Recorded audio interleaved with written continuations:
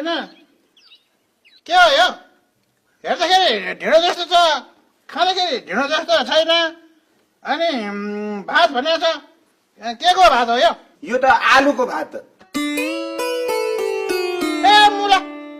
भात पनि आलुको हुन्छ कि चामलको भात छैन कहाँबाट ल्याउनु सर चामलको भात हाम्रो यो हिमाली भेगमा धान फल्दैन धान नफलेपछि कहाँबाट चामल ल्याउनु र हजुरहरूलाई अब यो चामलको भात खुवाउनु तलबाट बोकेर ल्याउनु सकिँदैन धेरै महँगो पर्छ उयो हामीहरूले भात खानलाई त चाडपर्व पर्खिनु पर्छ सर अब यो हाम्रो यो भेगमा आलु फल्छ त्यही भएर आलुकै भात ल भइहाल्यो दाल ल्याऊ दाल ल्याऊ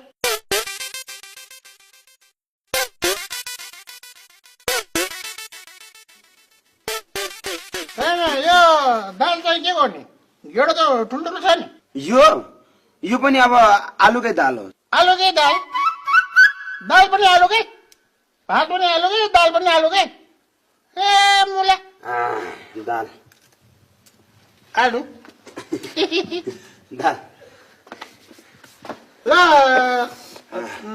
तरकारी ल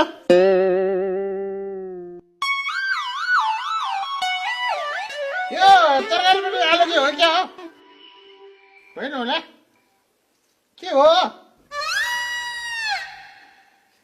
ए हो त्यसले त मरला यार हामीलाई त आलुकै दाल आलुकै भात आलुकै तरकारी सबै थोक आलुकै नि सर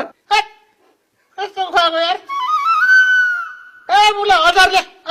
अचार अनि यता पनि